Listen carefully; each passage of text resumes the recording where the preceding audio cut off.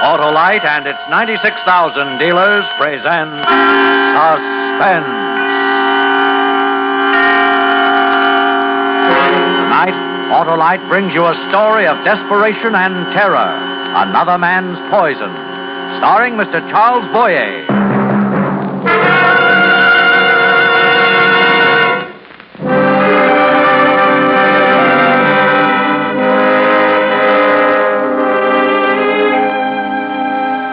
I am Claude Bourget. Regardless of what you've read about me in the papers, money means nothing more and nothing less to me than it does to any other man of moderate income. You must realize that. You must know that I only wanted to give my family every comfort and advantage I could. At least I think that's the reason I hesitated several months ago. At least I hope it's the reason. Because there it was. Wouldn't you have looked at it? Wouldn't you have opened it up? A package, wrapped in brown paper and tied with a heavy cord. Wouldn't you have opened it? And then, all I knew was that I had to get home with it. Quickly.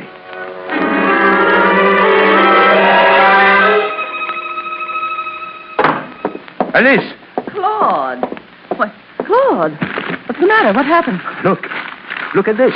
Look at it. Oh. There must be thousands of dollars in this bundle. 75, perhaps 100,000. But where? How? Oh, I stopped, you know, the way I stop. I stopped for wild flowers for the office. The way I do sometimes. It was there. Must have been there for months. Call the police. You can tell it was there for months by the faded bills and... Police? Why the police?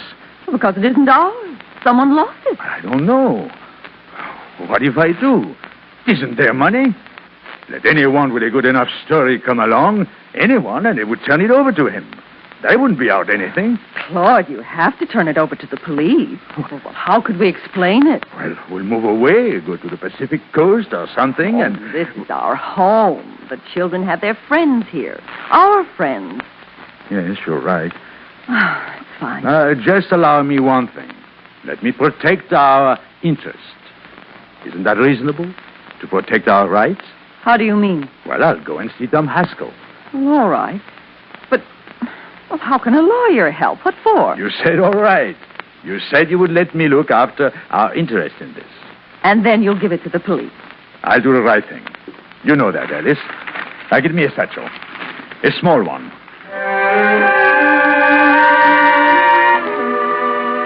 When I found that money, I had looked around quickly, like a fugitive. Like I had done something wrong. Why? I don't know. I just know it was more cash than I had ever seen at one time. $98,000 is a lot of money, especially to a man who is 46 years old and hasn't made more than $7,000 a year. A man who screamed and saved like any other man who loves his family. That's why I had to know my rights and responsibilities for my family. Tom Haskell told me it would take 12 months to get the money. 12 months. Well, Claude, either you keep the money in your possession or turn it over to the police. Either one, but with either one, you have to give an affidavit to the police within 3 days.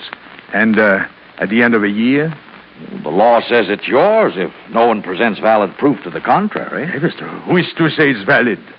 Who is to say that the proof is strong enough? The police, if you turn the whole thing over to them. Well, don't I have a voice in this? Don't I have any rights? Oh, it's your choice, Claude. Now, look, possession is 9/10 of the law. That's what the book says. I don't have to give the police the money as long as I tell them. Is that it? Is that what you want me to do? You're asking me to tell you exactly what you should do. Well, Claude, I can't. Now, both ways are legal. Both ways are right. What would you do? If I'd found the money? Yes, if you had to decide. I'm asking you as a friend. If you had to decide between keeping it or turning it over to the police. Well, I don't know. No one could know if it's worth the risk. No one but the man who actually had to make such a decision. If it's worth the risk? What did he mean? What risk? I had a feeling he meant something evil. I didn't want to hear it. He had given me legal advice. That was all I wanted. I didn't want to hear about risks. Men have taken risks for much less, much less. But I am a believer in law, doing everything by the law. You learn that in the real estate business, that it is best to do everything by the law. Anything else, Mr. Bourget? Well, I think that's all, Lieutenant. Get all of it, Joe? That one part Mr. Bourget mentioned, the money, I didn't quite get where he was keeping it. Clarify that, Mr. Bourget? Just keeping it. You know what you're letting yourself in for? Now, look, I came here voluntarily, Lieutenant. I came to the police of my own free will. No one said you didn't. But you imply things I do not like. It's not me. I'm sure you're straight because I know you a little, but there are strangers who won't believe you actually found $98,000. There aren't many who do that, but it doesn't take many. Never has. You attempt to frighten me. Why, I don't know. I don't understand. I'm trying to protect you. From nothing at all. This will be in the papers, every paper in the country. I expect it to. There is no other way the owner can be found. I want everyone to know. And everyone will. Every grifter and fast con man. Every boiler room spiel artist. Now, is there anything illegal in my keeping the money? No. Well, then you have my number, Lieutenant, and I'll refer any legitimate claim to you for investigation. Bourget, Yes? 98,000 will buy a lot of things, but one of them isn't a new neck.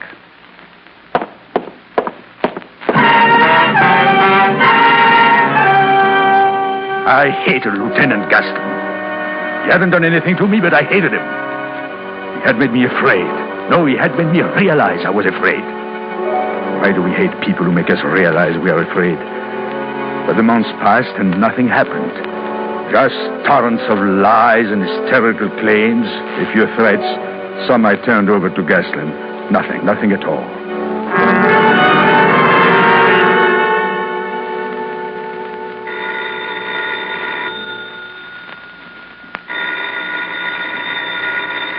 Claude.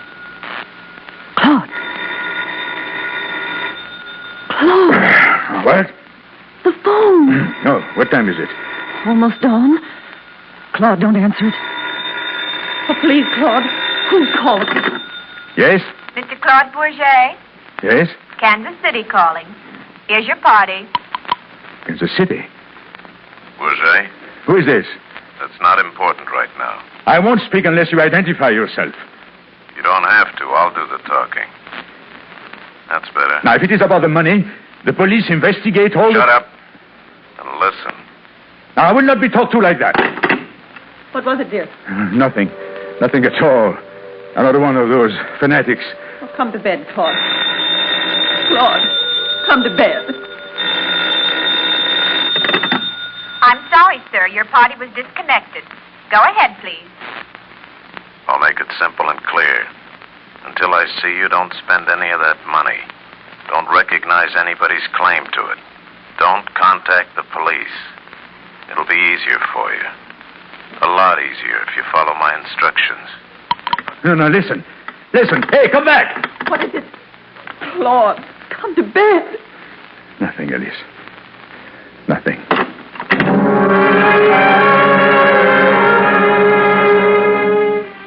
Now, what would you do if you had found something valuable and a crook wanted it? What would you do if a threatening call came in the middle of the night? That's when it's worst. In the middle of the night. If the sun were shining, the voice would not have been so frightening. And then do you know what you do? What I did. I watched each shrub, listened for each car, waited for each sigh of the wind. And as time passed, yes, a month, a whole month, I knew the man was waiting, watching and waiting for the safe time to come to me. I became so tense, I even jumped when the mailman walked into my office abruptly. It's you. And they keep coming. There must be about 20 letters in this bag. Any more? No. Funny, you'd think after all these months there'd be somebody to claim it. Really? Well, look at these letters. All of them. All the same. Lying, cheating, blackmail. Not one legitimate claim. Not one. Not even one? What? Claude, you've lived here how long? 15 years? 18 years in this community. That's right. And most people like you. But you know, a few of them get whacked up sometimes. Sometimes they'll let a guy who talks like they do take their silverware. But an honest guy with an accent can't be honest because he has an accent. You know what I mean? Yes.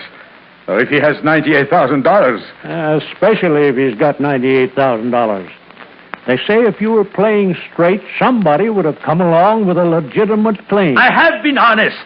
By the law. Honest by the law. I know. Only say all these letters. Hundreds of letters. And I won't read any more of those. Tell them that. See? Into the wastebasket. Tell them!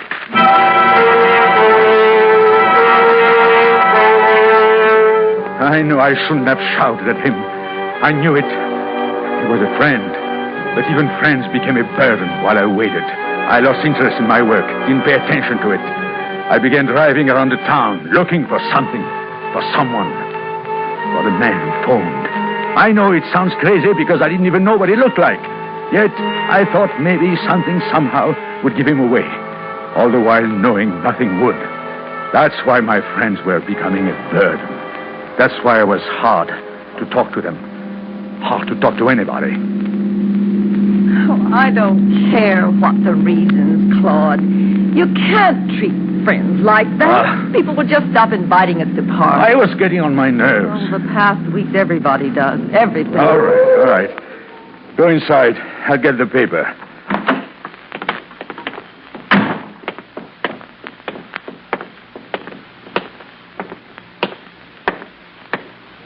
Bourget.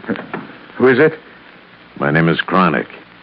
I hope you followed my instructions. Now, if you have a legitimate claim, why are you sneaking around? Keep your voice down. You're frightened, Bourget. That's good. Of you? Now, just tell me what you want. The money. You'll never get it. It's in a bank. Then you'll take it out. You'll never make me. I think you'll want to. Now listen fast, Bourget.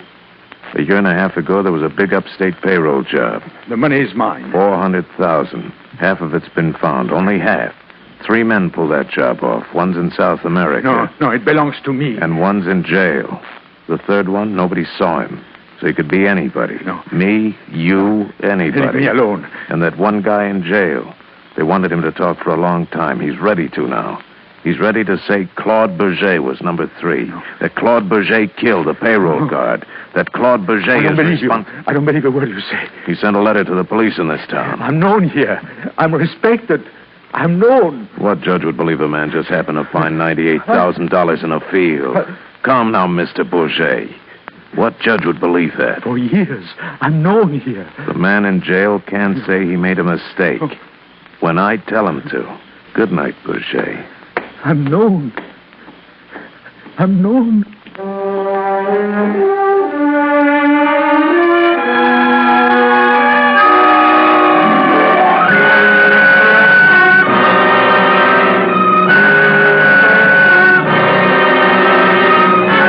Autolite is bringing you Mr. Charles Boyer with Irene Tedrow in Another Man's Poison.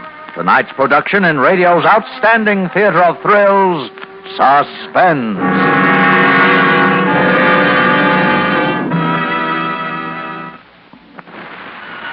And now, Autolite brings back to our Hollywood soundstage Mr. Charles Boyer in Elliot Lewis's production of Another Man's Poison, a tale well calculated to keep you in suspense.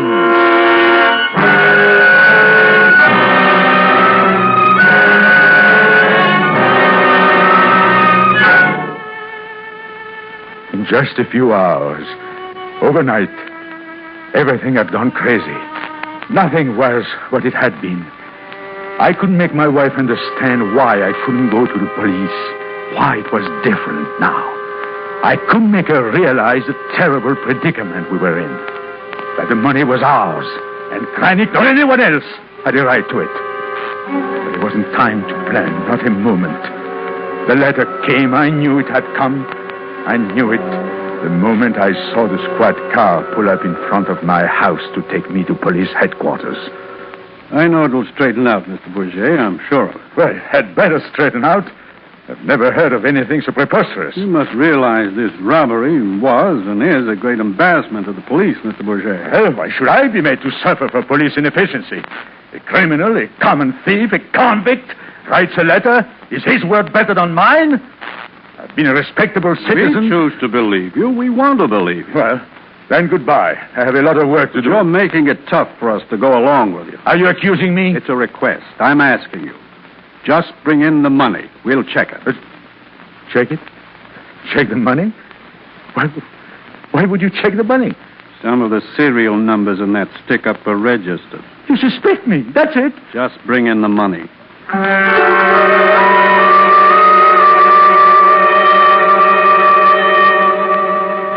There, Lieutenant. I hope this satisfies you. 5 bills, Bourget. I asked you for all of them. Oh, 5 or 500, what difference does it make? If they are registered, a few can tell you what you want to know. These are the old bills. You're not being very cooperative. Went for some new bills? Well, just check the serial numbers. I've had enough of this inquisition. Okay. Well, what is it? They're not listed. Now let me alone. Sit down. What? I said sit down. You don't seem to realize your position, Bourget. Don't try to intimidate me. Where's the paper the money was wrapped in? The paper? Where is it? Well, I don't know. Burned? Maybe. How should I know? Why? Why should I know? Why should I have kept it? When you first found the money, you saw your attorney before you came to me. No, wait a minute. Why'd you do that? I don't have to tell you. You don't have to, true. But why don't you want to? It seemed like the right thing to do. The mailman on your office route was heard to say you threw away several letters unopened. That's a lie. I opened and read everyone. Always, all of them. Think hard. All of them. Well, yes, except one day. It was nothing. It was this kind of idiotic talk which made me do it. Why should a man in jail name you as one of the hold-up men he pulled off a job with? I want to talk to my lawyer. Why? It's my legal right. It is. And you didn't have to answer any of these questions. I just wanted you to understand why it would help if you brought in all the money. Well, all right. Yes, all of it. Because even more than a robbery is involved in this. There's a murder. What? The murder of the payroll guard. You can go now, Mr. Bourget. I said you can go now. Huh? Yes. Yes.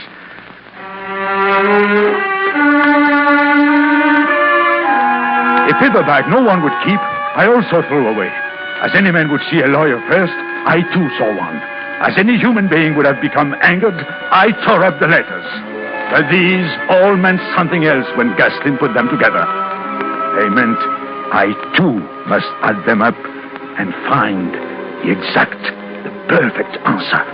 It had to be perfect. One misstep, one error, and my life, my business, everything would be gone.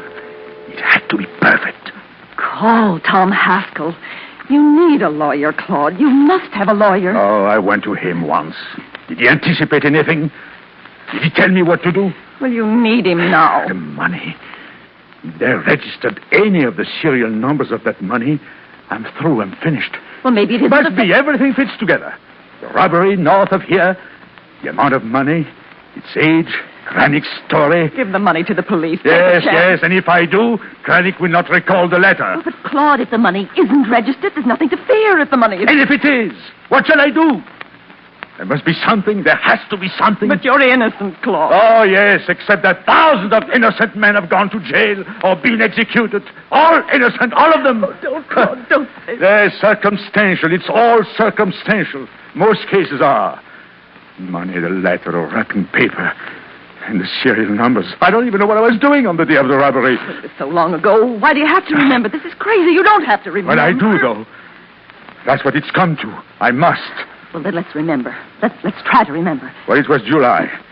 Yes, that's what I was told. The robbery was July of last year. Well, he went away for the weekend of the 4th. Remember that weekend he went away? Later. Toward the end of the month. The last week in July. The last week? Yes. The last week of July. Yes. I don't remember. Oh, I can't remember, Claude. I can't remember. We have to. Oh, Claude, darling. Get rid of it.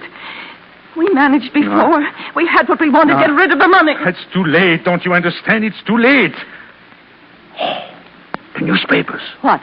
The newspapers. The newspapers from that date. The exact date. Everything would be in them. If I saw them... Yes. You'd remember when you saw them. You would. I'll be back in an hour. Now, don't answer the phone or the door until I get back.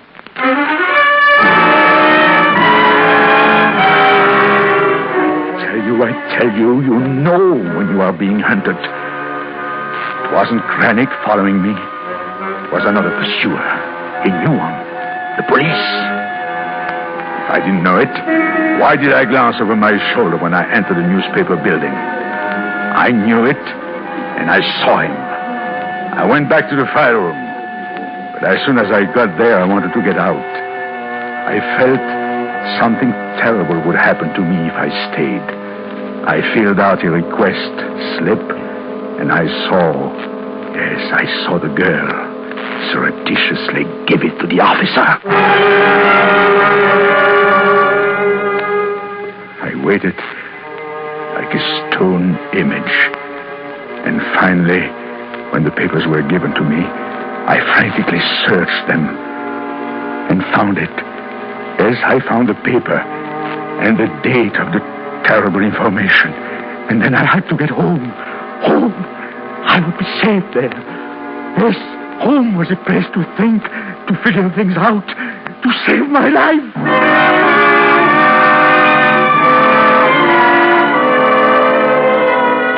Are you sure, Claude? Are you sure someone was following you?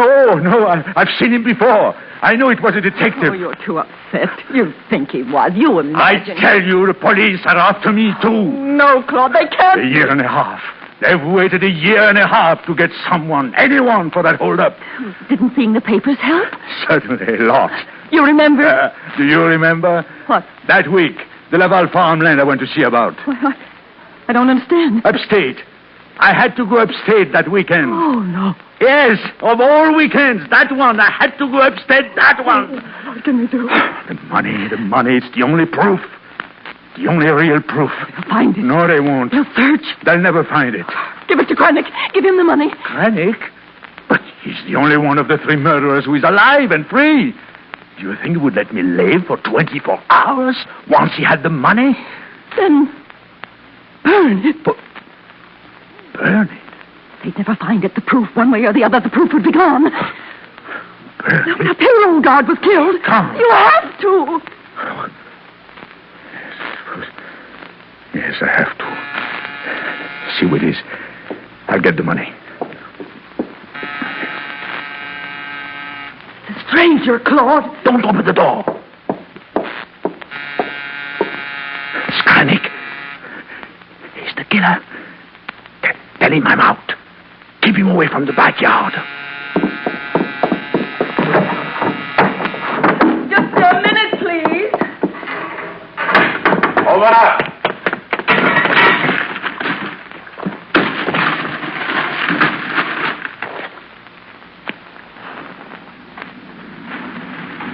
Who's there? He has a gun, Claude, a gun. Don't burn it. Put it out, you idiot. It's gone, Krennic. It's gone. Out of my way. Let go.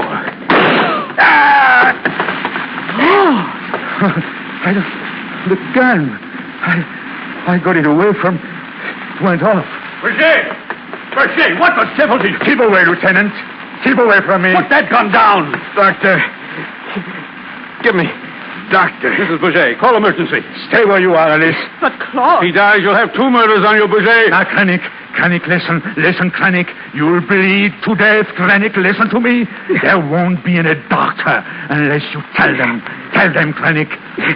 Doctor. Tell them, you idiot. Tell them. The frame. The letter. The frame up.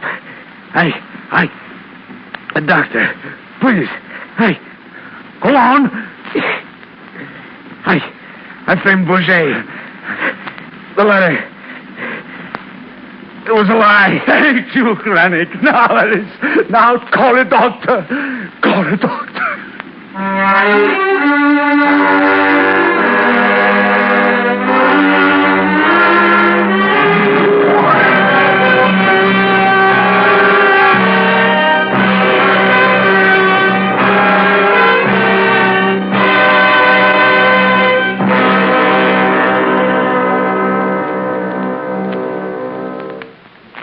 Suspense. Presented by Autolite. Tonight's star, Mr. Charles Boyer.